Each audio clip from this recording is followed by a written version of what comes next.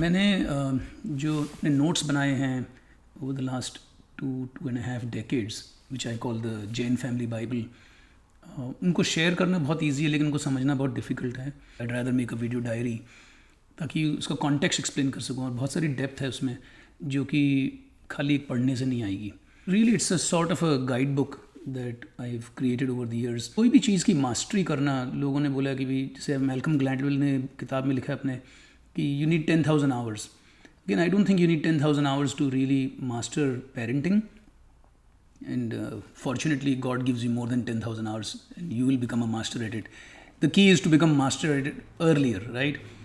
So, इसके video diaries बनाने के लिए मेरे को काफ़ी हंड्रेड्स ऑफ आवर्स लग जाएंगे, but I think that's worthwhile because anyways मैं खुद बनाने वाला था ये अपने फैमिली में अपने बच्चों को या अपने डिसेंडेंट्स को एक्सप्लेन करने के लिए. Or so you just helped me jumpstart this whole process and focus on the topic that I really wanted to talk about. There's a person, Anders Ericsson उसका नाम है. उसने बताया कि जब आप कुछ चीज़ प्रैक्टिस करते हो और उसको परफॉर्मेंस इंप्रूव करने के लिए बार बार उसको प्रैक्टिस करते हो तो आपकी एक्सपर्टीज़ ऑलरेडी हो जाती है. एंड अगेन स्टिल उसमें टैलेंट की ज़रूरत है, कमिटमेंट की ज़रूरत है और भी कई चीज़ें हैं, लेकिन ओवरऑल ऐसा नहीं है कि you can not become a master of a domain. I think everybody can achieve mastery in this, and all you need is just consistency, and it is in every area of your life, correct? So I'm going to share with you my observations, my readings, my knowledge, and of course my experiences over the years. And you might think I'm very experienced or something, but I just want to point out कि experience यानी कि अनुभव, ज़्यादा अनुभव होना इसका मतलब ये है कि आपने ज़्यादा गलतियाँ की हैं, क्योंकि experience is nothing but a series of mistakes you make and a series of failures that you have and you learn from it. So if I'm more experienced, it only means I've had more failures. तो मेरा गोल या मेरा लक्ष्य ये है कि भाई आप उनमें से कुछ गलतियाँ तो कम कर सको और बच सको. And if that is accomplished, then great, because your learning or your time to mastery becomes less. और देखें, अगर मैं आपके साथ अपने नोट्स शेयर करूँ तो वो तो खाली लिखित चीज़ है. And it is of course in the language that I'm most used to, which is English. But language is just a one-dimensional form or a method of communication. It's not really communication, right? Communication वो होता है कि भाई जो मेरे दिमाग में जो चित्र है या जो रियलिटी है वो मैं आपके दिमाग में क्रिएट कर सकूं, और उसके लिए बहुत बड़ा कॉन्टेक्स्ट चाहिए होता है.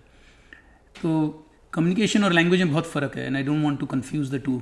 If I shared my notes it would just be language, it would be one dimensional, and it would never give you the full story about what I'm trying to communicate in that line or in that paragraph. भाषा के अलावा एक और चीज़ जो आपको समझनी है कि भाई संदीप जी हैं कौन. आप जानते हैं मेरे जिया जी हैं, अमेरिका में रहते हैं, न्यूयॉर्क में रहते हैं, लेकिन मेरे को इंडिया छोड़े 33 साल हो गए हैं, और वहाँ पर भी मैं बम्बई में बड़ा हुआ, अपनी फ़र्स्ट हाफ ऑफ लाइफ वहाँ पे जी. तो मेरा जो सोचने का नज़रिया है या मेरे जो विचार हैं या जो मेरा जो कॉन्टेक्स्ट है वो काफ़ी डिफरेंट है. तो कॉन्टेक्स्ट यानी कि वर्ल्ड व्यू, वो विश्व दृष्टि कहते हैं उसको. मैं थोड़ी देर में समझाता हूँ. पहले तो आपको ये समझना है कि मैं कौन हूँ. अब तो रिश्तेदारी के अलावा संदीप कौन है जो ये लिख रहा है या ये कह रहा है, ये बियॉन्ड जस्ट कि भाई संदीप और प्रीति ने 3 बच्चों को रेज़ किया है, अच्छे इंसान हैं और सक्सेसफुल पेरेंट्स आपकी नज़रों में हैं. उसके अलावा संदीप के बारे में आपको जानना बहुत ज़रूरी है. एंड आई थिंक ये समझ कर ही आप ये समझ सकेंगे कि इसका संदर्भ, कॉन्टेक्स्ट जो है, और कि मेरे एक्सपीरियंसेस जो हैं वो अलग हैं. मैंने नियरली 12 लाख लोगों से, मैं स्ट्रेंजर से मिला हूँ अपनी ज़िंदगी में, 1.2 मिलियन लोगों से, और काफ़ी लोग पेरेंट्स थे और काफ़ी लोग सक्सेसफुल या खुश पेरेंट्स थे, ओल्डर पेरेंट्स थे, कई लोग अनहैप्पी भी थे. जब उनसे बातचीत करते हैं तो पता लगता है कि भाई रियली इंसान को खुशी किस चीज़ में मिलती है और गलतियां इंसान को क्या नहीं करनी चाहिए. तो मेरा एक्सपीरियंस कहें, मेरा अनुभव कहें, या मेरी भाषा या मेरी चॉइस ऑफ वर्ड्स, वो सब डिपेंड करते हैं आपको ये जानने में कि भाई मैं कहाँ से हूँ. क्योंकि हो सकता है कि कई शब्द मैं जो यूज़ करूँ आप ना यूज़ करें, कई कॉन्टेक्स्ट या कई फ्रेजेस मैं यूज़ करूँ आप ना करें. तो वो मेरे को एक एक्सप्लेन करना बड़ा ज़रूरी है कि आप ये मेरे शब्दों का चुनाव या मेरी भाषा या मेरा संदर्भ समझें, क्योंकि मेरी भाषा उसी से शेप्ड हुई है, उसी संस्कृति में जिसमें कि मैं डूबा हुआ हूँ, अमेरिका में, न्यूयॉर्क में. उसी के कॉन्टेक्स्ट में ही आपको ये समझना पड़ेगा। और ये कोई बाहर अगर कोई इंसान है इंडिया में बैठा है, डेफिनेटली उनको काफ़ी सरप्राइज़ लगेगा, कभी वो चौंक भी उठेंगे सुनकर। तो मेरा कॉन्टेक्स्ट मेरे को समझाना बहुत ज़रूरी था। अब मैं आपको समझाना चाहूँगा कि मेरा वर्ल्ड व्यू क्या है, तो यानी कि विश्व दृष्टि क्या है, और उसको समझने के बाद ही आप समझ सकेंगे कि मैं ये क्यों कह रहा हूँ या ये एडवाइस क्यों दे रहा हूँ, जबकि पेरेंटिंग में ये डिटेल क्यों है। तो मेरा वर्ल्ड व्यू बहुत सिंपल है कि मेरा मेरा जो फेट है या मेरा जो भाग्य है वो सभी के साथ जुड़ा हुआ है। My fate is not separate from other people, and I am not separate from my environment. ना मैं अपने पर्यावरण से अलग हूँ या सृष्टि से अलग हूँ, ना ही मैं अपने वातावरण से डिस्कनेक्टेड हूँ। मैं तो ये सोचता हूँ कि मैं जो हवा आप इनहेल कर रहे हैं, जो पानी आप इस धरती से पी रहे हैं, वही हवा की सांसें मैं ले रहा हूँ, वही पानी मैं पी रहा हूँ। तो मेरा भाग्य, और इसी धरती पे हम सब जिंदा हैं और चल फिर रहे हैं, तो मेरा भाग्य या मेरा फेट आपसे जुदा हो ही नहीं सकता। We are all part of the same fabric. मैं उसी धागे का बना हुआ हूँ जिस धागे में आप और हम इंटरट्वाइंड हैं। और ये भी कह सकते हैं कि भी एक छोटी सी शाखा पे एक छोटा सा पत्ता हूँ मैं, लेकिन वो शाखा एक ह्यूमैनिटी का पेड़ है। It is we are all connected at the end of the day. उसी पेड़ की शाखाओं में से जब भाग्य की हवाएं गुजरती हैं और वो हिलती हैं, वो हवाएं मुझे भी उसी तरह से हिलाती हैं। So you know the winds of fate that sway you also sway me. ये बहुत इम्पॉर्टेंट है समझना कि मैं अपने आप को एक आइलैंड या आइसोलेशन में नहीं समझता, और पेरेंटिंग भी इसी कॉन्टेक्स्ट में ही समझी जा सकती है। ये सोच लें कि पूरी दुनिया एक ऑर्केस्ट्रा है, और जैसे कि शिव जी नाच रहे हैं उसकी रिदम से, सेलेस्टियल रिदम से, वैसे ही हम सब को नाचना पड़ता है। और जैसे कि ऑर्केस्ट्रा में हर एक जने की एक रोल होती है या एक क्या कहते हैं भूमिका होती है, उसी तरह आपकी भी भूमिका है। आप अभी शायद ना समझे हों या समझ चुके हों या समझने वाले हों, उसी तरह मैं भी अपनी भूमिका को समझने की कोशिश में लगा हुआ हूँ। और हम सब इसी सेलेस्टियल डांस में लगे हुए हैं, इसी ऑर्केस्ट्रा में नाच में लगे हुए हैं, और हमारी ज़िंदगी इसी चीज़ से कनेक्टेड है। तो ये मेरा एक बेसिक वर्ल्ड व्यू है, और कि मैं सोलो परफॉर्मर नहीं हूँ, और हम सब एक सिंक्रोनाइज्ड ऑर्केस्ट्रा में, एक नाच में, एक सेलेस्टियल डांस में लगे हुए हैं, और हमारी ज़िंदगियाँ जो हैं सबकी इंटरकनेक्टेड हैं। और एक सोचने की बात यह है कि अगर मैं किसी जूते के बारे में बात करूं या किसी लैपटॉप के बारे में, कंप्यूटर के बारे में, तो मेरी भाषा आपको बिल्कुल समझ में आएगी, और जो इमेज मेरे दिमाग में है वो आपके दिमाग में भी वही इमेज तैयार हो जाएगी। लेकिन जब हम किसी एब्स्ट्रैक्ट कॉन्सेप्ट की बात करते हैं, जैसे कि प्यार या पेरेंटिंग, कि भाई पालना पोसना, ये एक एब्स्ट्रैक्ट चीज़ है, ये कोई कॉन्क्रीट चीज़ नहीं जिसको आप छू सकते हैं, फील कर सकते हैं, देख सकते हैं। ये रियलिटी नहीं है। तो ऑलरेडी आपके दिमाग में उस वर्ड के साथ कोई इमेजेस या कोई चित्र चिपका हुआ है, और उसी तरह मेरे दिमाग में भी एक छवि बनी हुई है, और उसको कम्युनिकेट करना लैंग्वेज के द्वारा बहुत डिफ़िकल्ट है, जब तक कि आप ये ना जाने कि मेरी लैंग्वेज का सोर्स क्या है, मैं कौन हूँ, मेरा वर्ल्ड व्यू क्या है। और फिर मैं अपना कम्युनिकेशन, मैं लैंग्वेज की बात नहीं कर रहा, अपना कम्युनिकेशन में क्लैरिटी रखूं कि ये चित्र मेरे दिमाग में है और ये मैं आपको समझाने की कोशिश कर रहा हूँ, और आप उसको समझ सकें अच्छी तरह, तभी आपको उसका पूरा लाभ मिलेगा। नहीं तो पढ़ने से खाली कोई उसका लाभ नहीं मिलेगा। I hope I am able to understand और I hope I am able to make you understand कि just reading something is going to be very poor quality in terms of your understanding of the context from the person, the worldview that the person has, and the imagery that the other person has that is associated and linked with this abstract concept of parenting. I've been planning to convert this into a video file eventually. I've been considering this for quite some time. You just pushed me over, and I think you helped me narrow down the topic that I should start talking about, because quite a few people have asked me about my parenting notes. So it's all good. I think one more thing to understand is I'm a highly opinionated person. So these are my views. my personal opinions. These are not necessarily something that I'm broadcasting for other people to employ or deploy or subscribe to. And again, I'm not perfect, and I'm trying to stay as close to my own belief systems as I can, be as truthful with you, and not edit out the content of my notes just to make it politically correct either. And the goal is not for you or some other family member to be happy. मेरा गोल ये नहीं है कि सब इससे खुश हों. In fact, that would be very far removed from the goal.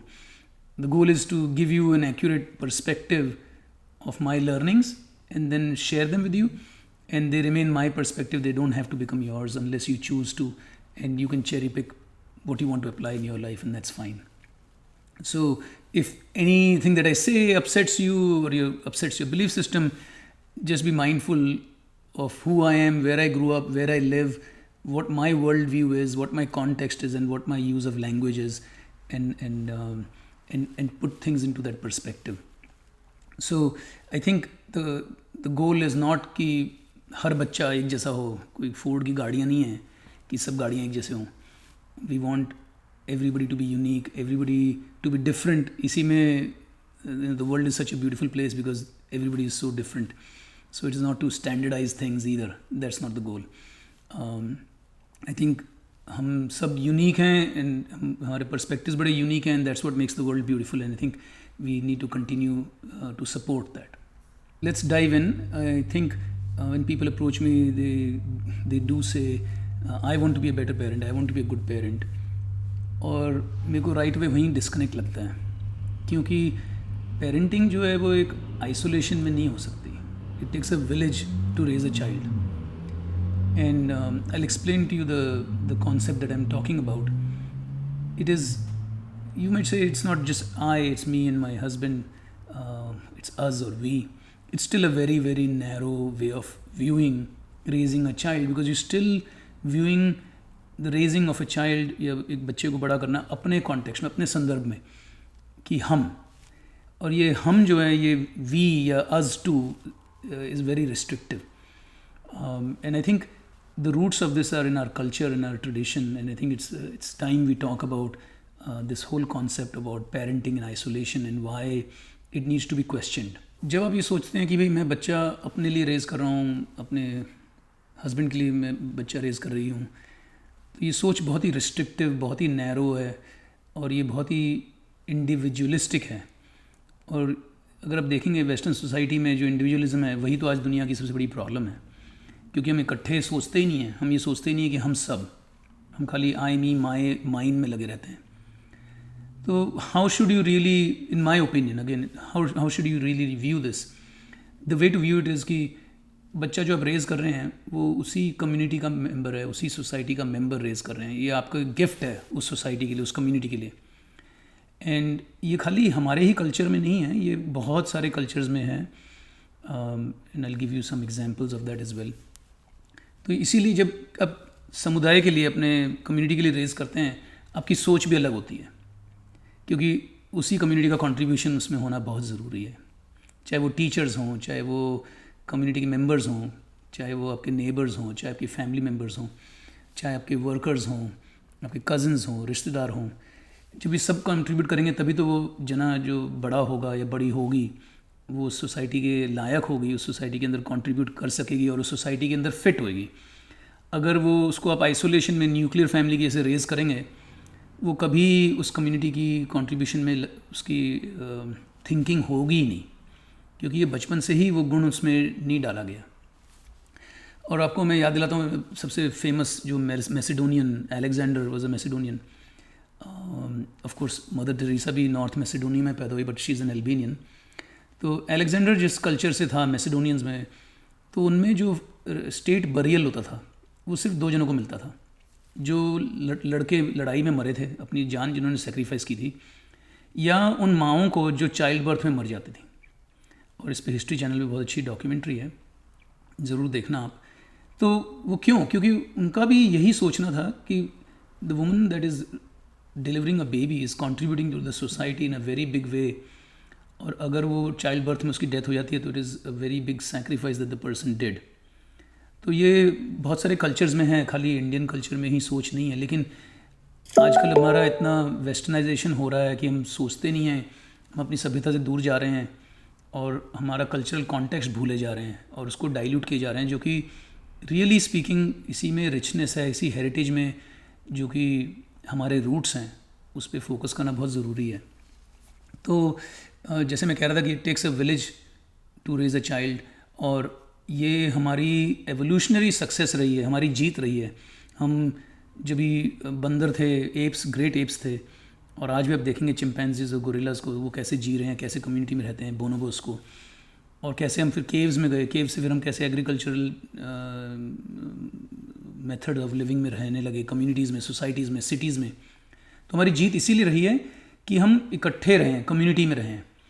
तो जब आपके चाइल्ड हो, आपके बच्चा हो, जिसकी आप परवरिश करना चाह रहे हैं या कोशिश कर रहे हैं उसको रेज़ करने की, ये कॉन्टेक्स्ट रखना बहुत ज़रूरी है कि वो एक सोसाइटी का मेंबर आप रेज़ कर रहे हैं, और ये आपकी बहुत बड़ी रिस्पॉन्सिबिलिटी है। ये आपकी इंडिविजुअल एफर्ट नहीं है, और ये इतना सेल्फिश होने की भी ज़रूरत नहीं है कि ये बच्चा मेरा है और ये मेरी फैमिली के लिए और मेरे लिए, और जब मैं बूढ़ी होंगी तो ये मेरा बुढ़ापे की जो छड़ी होगी, ये ऐसा नहीं सोचना चाहिए। We are one of 5 great apes, orangutans, gorillas, chimpanzees, bonobos, and then हम होमो सेपियंस, जो कि वाइज वन बोले जाते हैं। सेपियंस का मतलब वाइज। तो अगर हम बाकी के अपने कज़न्स को देखें, वो कैसे जी रहे हैं, कैसे इवॉल्व कर रहे हैं, तो आपको दिखेगा कि चिंपैंजीज भी ग्रुप्स में रहते हैं। इनफैक्ट चिंपैंजीज में और दूसरे एप्स में एलो पेरेंटिंग होती है, क्योंकि जो माँ का बर्डन होता है वो दूसरी माएँ या दूसरी औरतें या फीमेल चिंपैंजीज भी उनको बर्डन को शेयर करती हैं, एलो पेरेंटिंग जिसको कहते हैं। और वो पूरी कम्युनिटी, जो पूरी ट्राइब होती है जो एप्स की, वो कंट्रीब्यूट करती है उस बच्चे को रेज़ करने के लिए। और ऑलमोस्ट 5 ईयर्स तक बेबी चिंपैंजी जो होता है वो काफ़ी डिपेंडेंट रहता है, और ह्यूमन बेबीज़ भी 5 to 7 ईयर्स तक फुल्ली डिपेंडेंट होते हैं अपने पेरेंट्स पे। They can not survive in the wild by themselves until they are like 7 years old। तो जो दुनिया में हो रहा है उसको देख के भी आप समझ सकते हैं कि भाई ऐसा ही होना चाहिए। एंड ये जो वानरों से हम जो सीख सकते हैं कि इनफैक्ट उनमें भी जो उनके बड़े भाई बहन होते हैं वो भी पार्टिसिपेट करते हैं, ग्रैंड पेरेंट्स, दूसरे elderly women as well as older siblings, वो भी पार्टिसिपेट करते हैं छोटे चिंपैंजी को रेज़ करने के लिए, छोटे बच्चे का पाल पोषण करना या उसको प्रोटेक्ट करना, क्योंकि उसकी माँ तो हरदम नहीं उसको प्रोटेक्ट कर सकती ना। तो ये कम्युनिटी एफर्ट रहता है सब एप्स में, और हम उनसे विचित्र नहीं हैं। ठीक है, हमारी भाषा अलग हो गई है, लेकिन ये भी हो सकता है कि हम उनकी भाषा समझते ही नहीं हैं। जब मैं पक्षियों को देखता हूँ आपस में बातें कर रहे होते हैं, जैसे ही मैं बाहर आता हूँ उनकी आवाज़ें बढ़ जाती हैं। उनके आपस में भी कम्युनिकेशन लैंग्वेज है जो कि हम जानते नहीं हैं, हम तो बस सोचते हैं चिड़िया बोल रही है, बट आई एम श्योर वो बात कर रही है कि देखो ये इसने कैसे कपड़े पहने हैं या ये आज कुछ ज़्यादा ही खुश नज़र आ रहा है, या बच के रहना इससे, है ना। तो गोइंग बैक, हम जो सोशलाइजेशन की बात करते हैं पेरेंटिंग में, बहुत ही इंपॉर्टेंट होती है, और ये सोशलाइजेशन बच्चे की पैदाइश के बाद ही शुरू होती है। तो जितने लोग, जैसे आपने ऑलरेडी शेयर किया, मेरे को बताया कि you allow handling of your child by everybody, I think that's a great thing that you followed up with my suggestion, so thank you. जितने जने बच्चे को हैंडल करते हैं उतनी उसकी सोशल एंग्जाइटी कम होती है, और उतना ही उसको आइडेंटिफिकेशन होता है सबके चेहरों से, और जितने लोग बच्चे को हैंडल करेंगे उतना ही उसको फियर ऑफ अदर ह्यूमंस नहीं होगा। और ये मैं देखता हूँ कि जब न्यूक्लियर फैमिलीज़ में बच्चे रेज़ होते हैं या सिटी में, और बचपन से वो खाली 1-2 जनों को या 4 जनों को देखते हैं, उनको बड़ी सोशल एंग्जाइटी होती है। तो ये सोशलाइजेशन चाइल्डहुड से शुरू होता है। ये स्ट्रेंजर एंग्जाइटी वगैरह जो है, ये सब बड़े एलियन कॉन्सेप्ट्स हैं, और you don't have to hang your head by western science and what they know about studying their cultures. It's not necessarily applicable to all the cultures in the world. In fact सबसे ज़्यादा depth culture की आज Africa में है, Asia में है, Chinese हैं, Koreans हैं, अरबिक स्पीकिंग वर्ल्ड में है। आप देखेंगे वो सारे घर जो हैं उनके जनरेशनल होम्स हैं, मतलब दादा दादी परदादी भी साथ रहती है, नाना नानी या बच्चे 2-2 3-3 जनरेशन इकट्ठे रहते हैं, चाचा ताऊ मासी। और ये जनरेशनल होम्स होते हैं, उसी से ये सोशलाइजेशन बच्चे में आती है। और हर एक का उतना ही अधिकार है आपके बच्चे पे जितना कि आपका है। ये एक बहुत बड़ा रीसेट है। जब एक या दो ही बच्चे लोग करते हैं तो उनको लगता है ये बहुत ही प्रेशियस हैं और वो उनके शेयरिंग में बहुत कंट्रोल रखते हैं, और you have to be aware of it कि ये कंट्रोल अच्छा भी है और इसको लिमिट करना भी बहुत ज़रूरी है, क्योंकि जो दादा दादी हैं या नाना नानी हैं उनका कंट्रीब्यूशन है, उनका टाइम बच्चे के साथ होना बहुत ज़रूरी है। एंड यू नो, मेरे बच्चे हर समर खुद ही चले जाते थे अपने नाना नानी के पास रहने। और ये मैं खाली प्रीच नहीं कर रहा, मैंने अपनी ज़िंदगी में मैंने और प्रीति ने अप्लाई किया है। तो हमारे बच्चों को बहुत लोगों का कंट्रीब्यूशन रहा है, ऐसे ही नहीं वो ठीक ठाक इंसान बने हैं। इसके लिए मैं बहुत आभारी हूँ लोगों का, सभी रिश्तेदारों का। तो आई वुड इनकरेज कि आप भी इसी तरह से कंटिन्यू, इसी सोच को कंटिन्यू रखें और ऐसे ही सोचें कि ये सोशलाइजेशन और ये कलेक्टिव लर्निंग जो है ये बहुत ही इम्पॉर्टेंट है अर्ली चाइल्डहुड में, क्योंकि जब तक 5-7 साल का बच्चा हो जाता है तब तक काफ़ी सारी चीज़ें फॉर्म अप हो जाती हैं। और ये चिंपैंजीज में इसको ट्रूप कोहेजन बोलते हैं, और वो कलेक्टिवली डिफेंड करते हैं अपने फैमिली मेम्बर्स को, और ये पूरा पैटर्न बिहेवियर का सब एप्स में देखा जाता है। और आप बिल्कुल जो ये जनरेशनल होम का जो लैंडस्केप है इसको मेंटेन करके रखें और इसमें कॉन्फिडेंस रखें, ना ही कि ये सोचें कि हमको ये जनरेशनल होम का कॉन्सेप्ट बुरा है। ये बुरा नहीं है, जॉइंट फैमिली कोई बुरी चीज़ नहीं है और जनरेशनल होम जो है कोई बुरी चीज़ नहीं है। ये सिर्फ एक लेंस, देखने की लेंस किसी और की अलग है और आपको अपनी लेंस अपने आँखों में रखनी है, ये बहुत ज़रूरी है। And now you can see कि based upon my world view my parenting style would be different, or my ideas about parenting would be different, and it literally dictates my entire life, right? What things I believe in, or my ideas or thoughts and what I would like to share. So depending on what somebody else's worldview is, their ideas will be different. So that's the context that was really important for me to clear up. एक और चीज़ है कि within this world view or the context is how one's belief systems are organized. So not everybody has to parent the way I parent, or not everybody has to think the same things as I think of, and we can disagree on a million things and our belief systems could be different, and that's all good.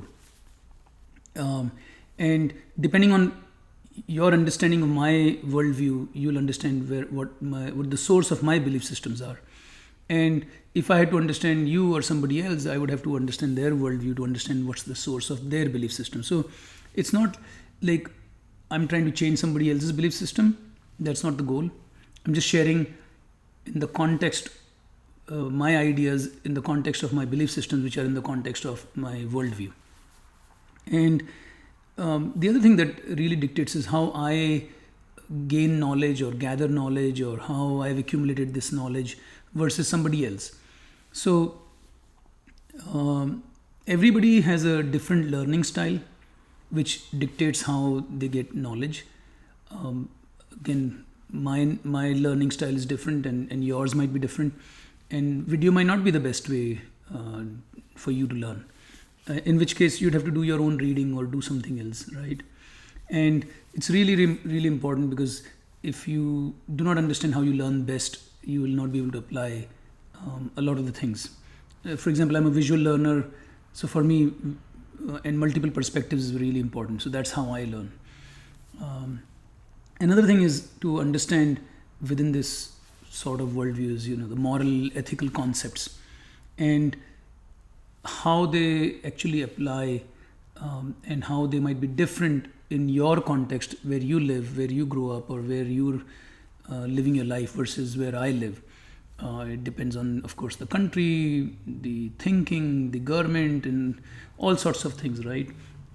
So there are moral and ethical implications of all of this. And it's not about one thing being right and the other thing being wrong, or trying to suggest that this is fair or that's not fair. That's really not the situation. I think what my discussions will be focusing on is what qualities we could possibly agree on, or what qualities I think are important, and what is the real problem according to me in terms of whether it's a parenting style or a parenting experience, And when we talk about values, there are no values that are Indian or Western or belonging to one set of human beings. Values are universal. So, I don't think that the real issue is going to be the values that we're talking about. And I just needed to make sure that, we understand each other, and that also values is another one of those things that is abstract. It's almost, values represent what we all hope for, it's not reality.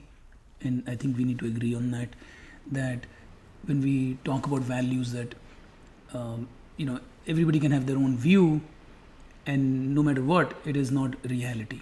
It's a very abstract concept. So even though those are things that we hope for, they don't represent reality. And lastly, I think what's really important in this whole worldview concept is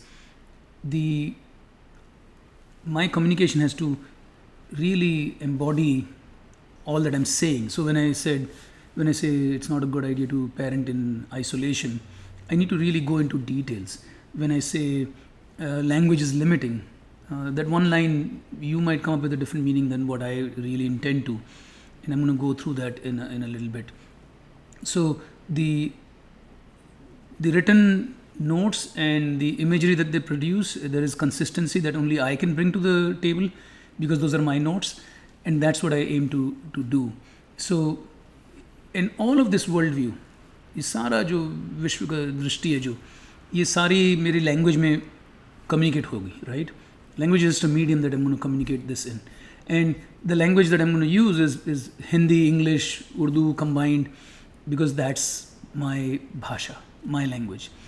So, and even though you understand Hindi and I understand Hindi, and you understand Urdu and I understand Urdu, what we grasp out of it will be very different, as I will prove in a few words, and explaining those few words as to how and what I mean. So when I talk about certain words, I will give you the context of the language that I'm using that in, and hopefully that will express the idea with more clarity than just reading something.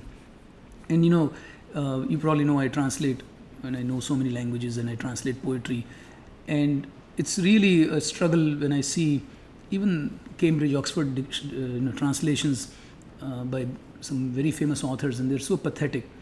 And Mirza Ghalib is like a classic example. And if you read any translation of his, they all leave behind what really were the flavors of the language.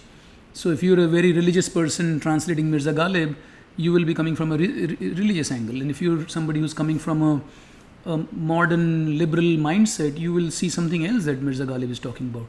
So that's the beauty. But there's no way to know what Mirza Ghalib really wrote, because he didn't explain it, isn't it? So it behooves the writer or the author of that subject matter to actually explain himself or herself. So there is some clarity, some boundaries. And that framework is what we are talking about. So I'm giving you the context, the framework, the worldview, and my belief systems within those worldviews, the cultural context, the moral, ethical context, all of that, so that when you understand or listen to what I have to share, you really, really get it, Let me talk about language, and just with maybe one example of a word. So we just talked about Mirza Ghalib, but a common language word that we use, for example, in the context of parenting, let's take a word from there, is like mamta, right? मैं जब बोलूँगा ममता, तो आप समझ जाएंगे कि माँ का प्यार is mamta. And a billion other people will understand the same thing, चाहे वो इंडिया से हो, पाकिस्तान से हो, बांग्लादेश से हो. So mamta, the word means a certain concept in your head. Now, when I'm talking about mamta, for me mamta is different, right? Mamta comes from the word mam. It's not a Sanskrit derivation. It's actually, we don't know. But mam and taha is, if you split it up into two words. But mamta to me is not just, so if you translate into English, it will become love, mother's love. And everything becomes love in English. Chahe wo ishq ho, mohabbat ho, prem, pyar, and the 76 words of love in Indian languages, and they all become love, one word. Whereas you and I know there's intimate love, common love for everybody else, and we have a description in our language for each of those meanings. So mamta is a meaning very specific in the Indian culture कि हमारी सभ्यता में ममता मतलब a mother's love that is always present. It's universally present. It's never absent. It's always one-sided. It always flows like a river. जैसे गंगा बहती है. So it is endless. Ganga does not have an end. And so mamta, a mother's love, is always present, always flows in one direction from the mother to the child. It's never ending. And it's a constancy, which is it just doesn't dry up or just is not on off switch. Now if I explain that to you कि ममता का ये meaning है, now when I use mamta you will understand what mamta is. So I hope you understand कि every little detail has to be explained in the context of who I am, where I'm speaking from, and what my usage of that language is, because language is just a mode of us communicating. The word mamta is mam matlab me, mine. It is a singular accusative case of a singular pronoun. Mam matlab mera, mine. Taha means there. So in Sanskrit if you say taha patila, that vessel or that place, taha, so mum is me, mine. There's my language, my house, my family, there are lots of these words that have mum in our language. Mama, mamma, mamta, mamta, amma, and vayam, avam, which is we. So mum का मतलब ही है कि it is belonging to me. It's almost like God saying, I create you, mum, you're mine. And that continues through the mother's love, where the mother says, mine, my child, my baby. And there, mamta, there is the baby, but that's mine. So that's the association. And it's a very deep meaning to this word, which we ordinarily think of as mamta. And it's really, I think there's a very nice phrase that Tulsidas actually says, mamta tu na gayi mere mante. Mamta tu na gayi, which is really beautifully putting it doesn't die, it doesn't go away. And it's like God who's creating the world, who's endowing all the mothers of the world with this sort of what is his, and it continues down from the mother to the child. That's the best way I can talk about mamta, as connected to the cosmos, to the creation, and that's how it's described in our languages, in fact all our languages. So it is it is singular, it is a singular pronoun, it's a case accusatory, which is me, mine. So it's really, really important that it's not just biological, it's not just biological love. It's more than that. It's philosophical, it's evolutionary, it is this omnipresent love, and it's beyond biology. So I think, when a child in the Indian context is born, and when we talk about mamta or the love of a mother to a child, it's a very, very special case scenario that is not equal to love. Let's not make everything equal to love as in English. No. No matter which society you live in, you will realize that there are two kinds of situations. One is there's a society में flaw है, society में corruption है, crime है, या we can say individuals में flaw है. The issue is दोनों linked हैं. Individuals make society. Individuals में flaw है तो society में flaw होंगे. And society sometimes forces individuals to have flaws. Just a few examples, and this is why it's so important parenting को एक broad perspective दिया जाए, कि पालन पोषण जो बच्चे का है वो सोसाइटी के लिए है. उसके कॉन्टेक्स्ट में मैं बता रहा हूँ कि जिस तरह से ह्यूमन सोसाइटीज़ में क्या फ्लॉज हैं, इनजस्टिस जैसे है, इनइक्वालिटी है, वायलेंस है, और कई सोसाइटीज़ में एम्पथी सिंपथी नहीं है लोगों के लिए, और रिवर्स ये है कि भाई कई बहुत लोगों में फ्लॉज होते हैं जो कि कंट्रीब्यूट करते हैं सोसाइटी के फ्लॉज में. तो बहुत सारे ह्यूमन फ्लॉज जो होते हैं वो सोसाइटी को इम्पैक्ट करते हैं। जैसे कि अगर हम बहुत ही कोई इंडिविजुअल हो, एग्रेसिव हो, ओवर कॉन्फिडेंट हो, तो नेचुरली जब वो लीडरशिप भी सिचुएशंस में जाएगा सोसाइटी के लिए तो सोसाइटी को हानि ही पहुंचाएगा। या कोई जना बहुत ही इनटॉलरेंट हो दूसरों के लिए, या उसमें कोई एम्पैथी नहीं हो, कंपैशन ही नहीं हो दूसरे इंसान के लिए, जिसको कहते हैं कि सहानुभूति ना हो। तो ये आक्रामकता, एग्रेशन, सहानुभूति ना होना, या वो बड़ा हुआ है डिस्ट्रस्ट के साथ कि उसको अविश्वास है लोगों पे, तो वो जब सोसाइटी का मेंबर बनेगा तो सोसाइटी में अविश्वास होगा ही, राइट। और ये सारी चीज़ें मिलकर फिर वो सोसाइटी को चेंज करती हैं, इकोनॉमिकली कह दें, या अपने उनका जो पर्यावरण है या वातावरण है, एनवायरनमेंट सोसाइटी का, वो चेंज हो जाती है। क्योंकि जो लोग ग्रीडी होंगे वो फिर सोसाइटी के बारे में नहीं सोचेंगे, एनवायरनमेंट के बारे में नहीं सोचेंगे, और जिनकी सोच बहुत ही शॉर्ट टर्म होगी वो सिर्फ अपना शॉर्ट टर्म सोचेंगे, दूर की नहीं देखेंगे कि हमारे बच्चे और नेक्स्ट जो पीढ़ियाँ आएंगी, जो नस्ल होंगी, उनके साथ क्या होगा। वो सोचते हैं हमारी ज़िंदगी निकल गई, हमने प्लास्टिक यूज़ किया, ठीक है, राइट, लेकिन वो दूर दृष्टि नहीं रखेंगे। तो इसमें जैसे कि रिस्पॉन्सिबिलिटी, वो अगले जनरेशन की भी रिस्पॉन्सिबिलिटी नहीं रखेंगे, तो इसमें एनवायरमेंटल इफ़ेक्ट हो जाता है। एक इंसान को बड़ा करते हैं जब भी, या एक ह्यूमन बीइंग को, अगर उसके कॉन्सेप्ट्स सोसाइटी के प्रो ना हों और उसमें फ्लॉज हों, तो वो फ्लॉज जाके एम्पलीफाई होते हैं उसी सोसाइटी में। तो ये दोनों टाइड अप हैं, चाहे वो इंडिविजुअल हो चाहे वो सोसाइटी हो। और ये राजनीति में भी और शासन में भी ये इम्पैक्ट करते हैं। जैसे कि आप जानते ही हैं कितने सारे वर्ल्ड के लीडर्स आज हैं जो जिनमें कंपैशन नहीं है, या एग्रेशन बहुत है, या जैसे कि वो इग्नोरेंट भी हैं और बन जाते हैं लीडर, क्योंकि हम उनकी बातचीत में बह जाते हैं। और बहुत बार पॉपुलैरिटी के लिए लोग कर लेते हैं लीडरशिप, और जो पॉपुलिस्ट ओपिनियन होता है उसको ही प्रोत्साहन देते हैं, even though it may be wrong down stream.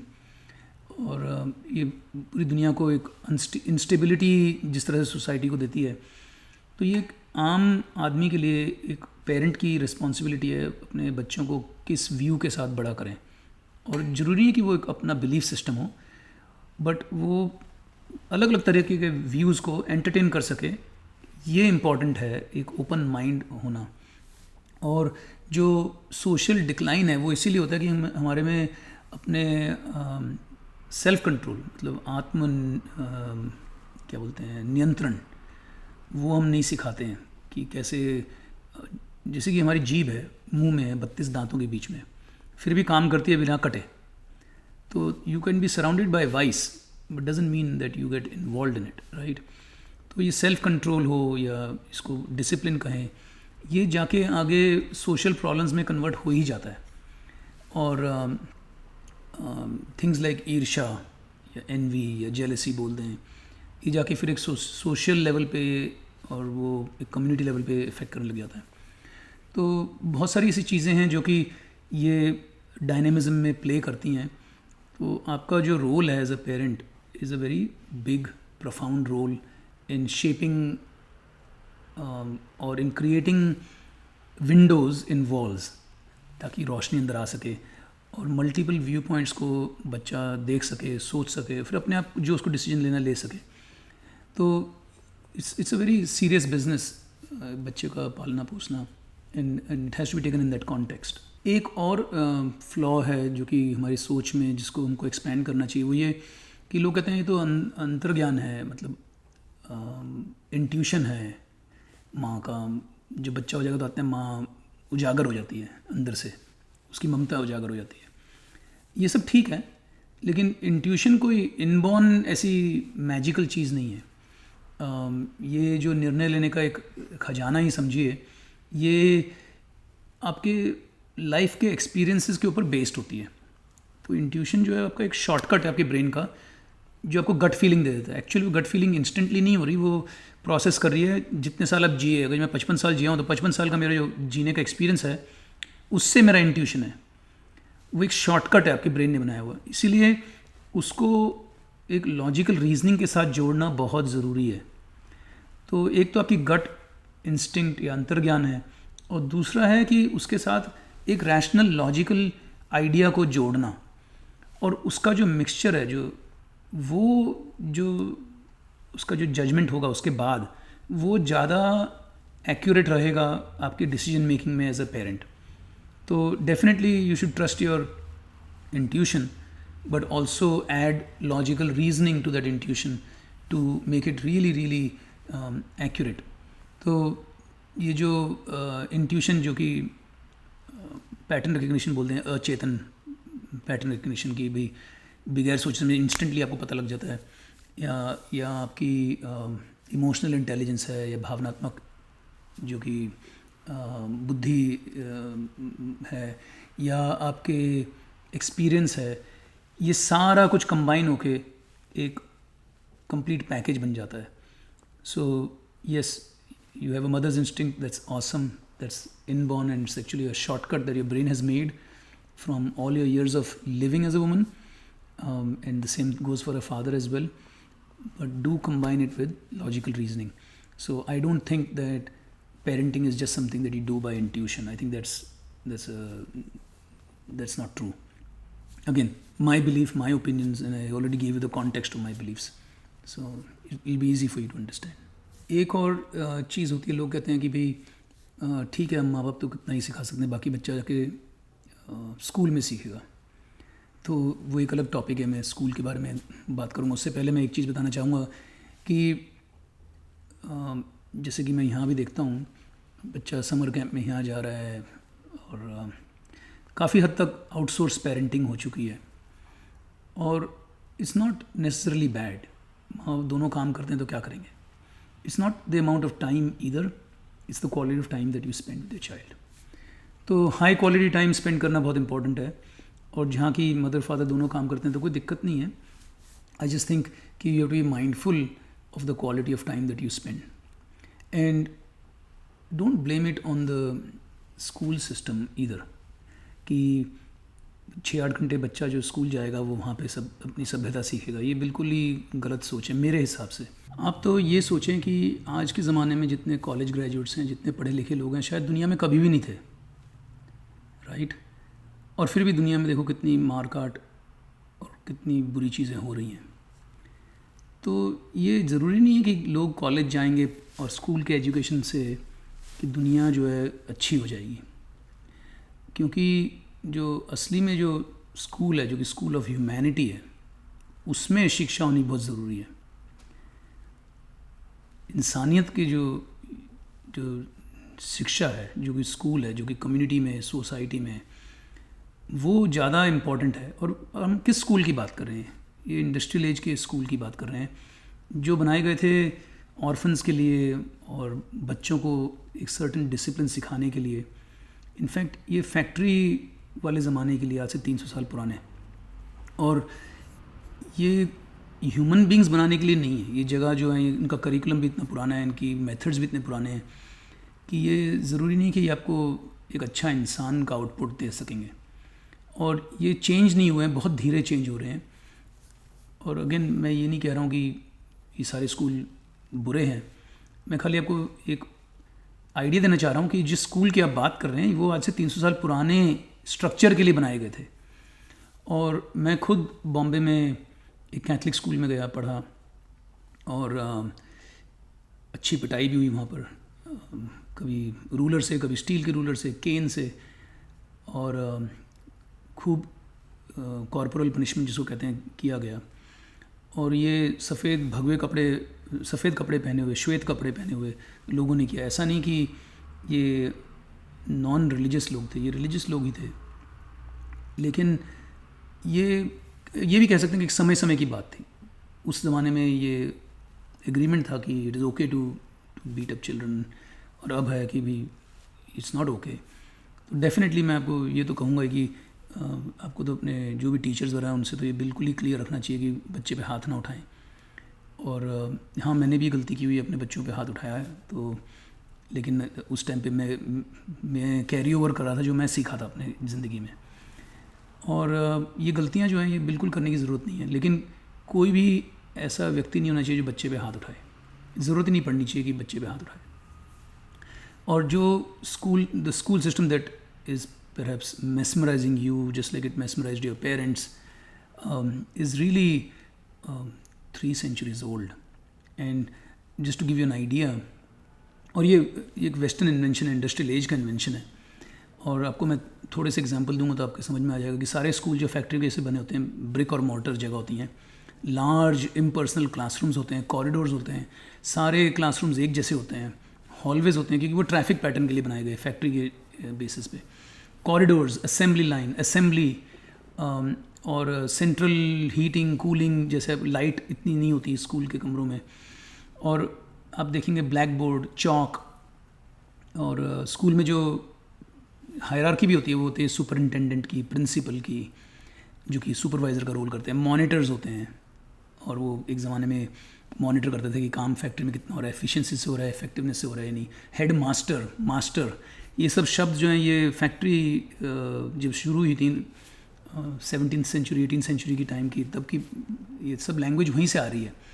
और आप देखेंगे कि स्कूल शिफ्ट में काम करते हैं, स्कूल का टाइम खुलने का, बंद होने का, और यूनिफॉर्म होती है स्कूल में, सबको एक जैसा दिखना चाहिए।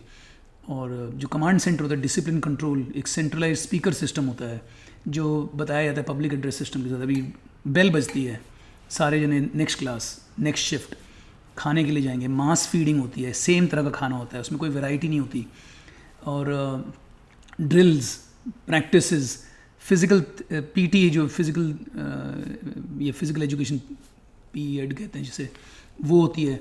और आप देखेंगे कि क्लासरूम की जो लेआउट्स होती हैं उसमें भी सारी डेस्क एक ही लाइन में एक जैसी होती हैं, और रिसेस सिस्टम होता है। ये सब फैक्ट्रीज़ का है। कैंटीन होती है, और वो इतनी गंदी होती थी एक ज़माने में, उसको मेस कहा करते थे। आज भी इंडियन सरकार और आर्मी, नेवी वगैरह में, इंडिया में इसको मेस ही कहते हैं।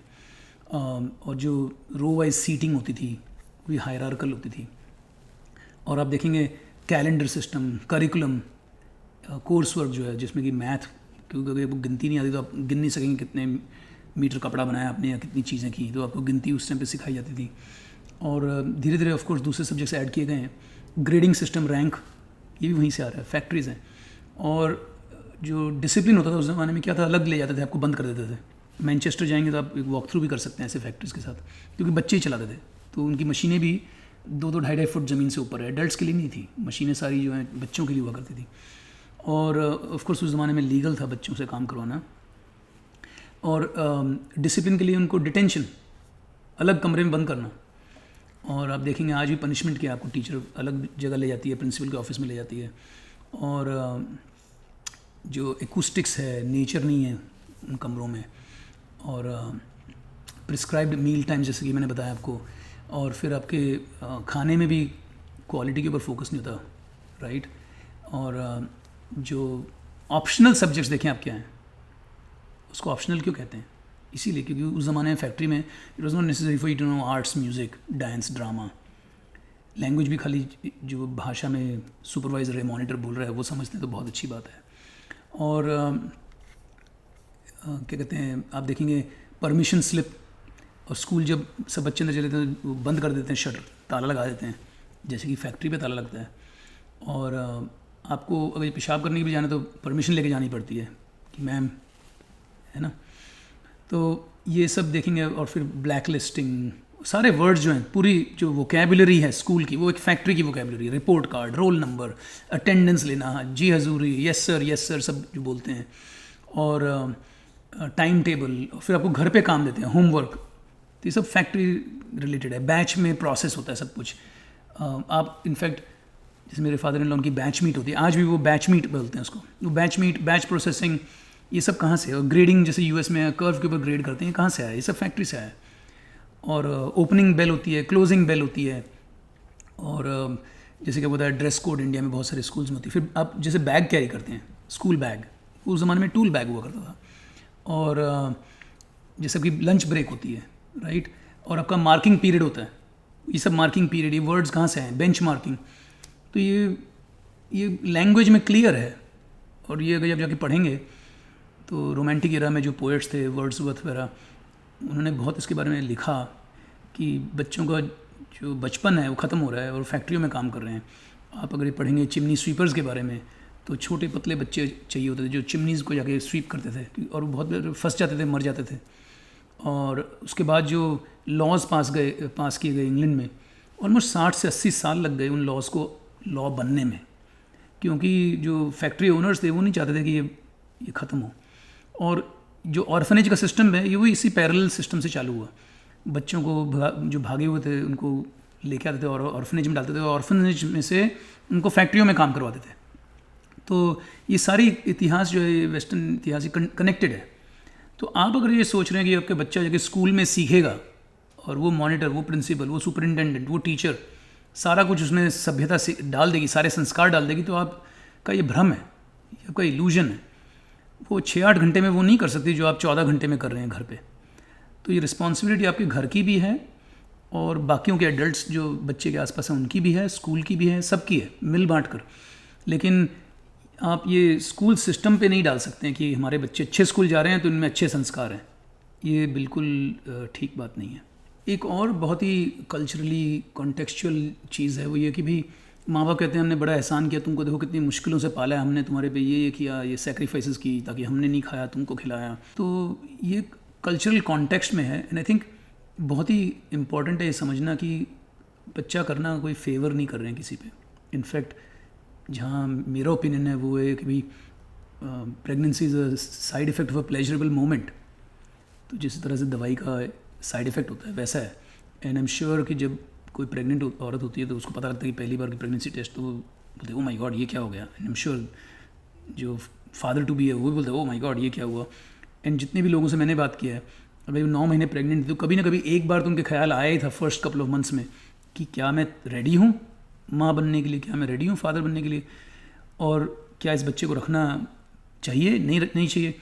तो यू कैन इमेजिन आपकी अर्ली लाइफ, यानी कि मेरी भी अर्ली लाइफ कितनी फ्रेजाइल रही होगी। किसी की एक डिसीजन पे उसको डिलीट कर सकते थे, एबॉर्शन हो सकता था डिलीट, और मैं एग्जिस्टेंस में ना आता। तो पहली चीज़ तो ये कि भाई ये खुदा की तरफ से, अल्लाह मियाँ की तरफ से, भगवान की तरफ से ये गिफ्ट है। ये गिफ्ट आपकी पर्सनल गिफ्ट नहीं है, ये सोसाइटी के लिए गिफ्ट है। और इस गिफ्ट के लिए थैंक यू बोलना, ग्रेटिट्यूड होना, टू बी ग्रेटफुल, कि इसका एहसान समझना बहुत ज़रूरी है। और ये मॉरल बर्डन है तो ये उसको फील करना बहुत ज़रूरी है। और ये बिल्कुल ही सही नहीं है कि भाई कोई किसी पे एहसान कर रहा है उनको पाल के, नहीं, पालने वाला ऊपर वाला है। हम कौन होते हैं? खाना भी ऊपर वाला देता है और सब कुछ, सारे रास्ते भी वही बनाता है। तो एक चीज़ जो अपने दिमाग में से क्लियर करने वाली वो ये है कि इसमें कोई एहसान की बात नहीं है। And yes you might disagree, but like I told you, मेरा context, my growing up and my thinking process is different than yours. And I think कि इसमें सबसे इम्पॉर्टेंट चीज़ ये है कि भाई what you have to understand is कि बच्चों को कोई झेलता नहीं है, ये झेलने वाली बात नहीं है। It should be a joy, खुशी की बात होनी चाहिए। Parenting should be absolute joy to be involved with raising your children and raising them for the wider society and for humanity. और वो जॉय तब तक नहीं आएगा जब तक आप इसको सोचेंगे कि भाई मैं इसको पाल रहा हूँ, बड़ा कर रहा हूँ, ताकि मैं जब बूढ़ा होऊंगा या बूढ़ी होंगी ये मेरे को देखेगा, मेरी बीमारी को भी झेलेगा और मेरी छड़ी बन के मेरे अंतिम सांसों तक मेरा साथ देगा, और फिर मेरी चिता को आग लगाएगा या मुझे दफनाएगा, कफन पहनाएगा। ये सोचना बहुत ही डाइवर्जेंट है मेरे हिसाब से, और ये नॉर्मल होना भी गलत है। ये सोच बिल्कुल गलत है, क्योंकि बच्चे को कोई आप एक टूल या कमोडिटी की जैसे नहीं पालना चाहिए आपको। ये बच्चे को इसलिए बड़ा करना चाहिए ताकि वो अपना फुल एक्सप्रेशन कर सके अपनी ज़िंदगी में, जो वो है, जो वो यूनिक गिफ्ट लेके आया है इस दुनिया में, उसको वो एक्सप्रेस कर सके, वो अपनी लाइफ का फुल एक्सप्रेशन हो उसका, उतनी उसको स्पेस चाहिए, उसको सेफ स्पेस चाहिए। तो ये बहुत ही इंपॉर्टेंट है समझने के लिए एज पेरेंट्स। और अगर आप ये समझ लेंगे तो फिर देन यू विल रियलाइज़ कि कंट्रोल, जो कि बहुत ही मेजर प्रॉब्लम है पेरेंटिंग में, enough people that have spoken to who regret it, ये कंट्रोल ही सबसे बुरी चीज़ होती है। तो उसको बहुत सीमित रखना बहुत ज़रूरी है। लेकिन वो कंट्रोल सीमित तब होगा जब आप समझेंगे कि आपके हाथ में जो गिफ्ट है वो गॉड की गिफ्ट है। जब आप अपना डिवाइन पर्पस समझेंगे और अपने आप को अलाइन करेंगे कॉस्मोस के साथ, क्योंकि ये आपका धर्म है।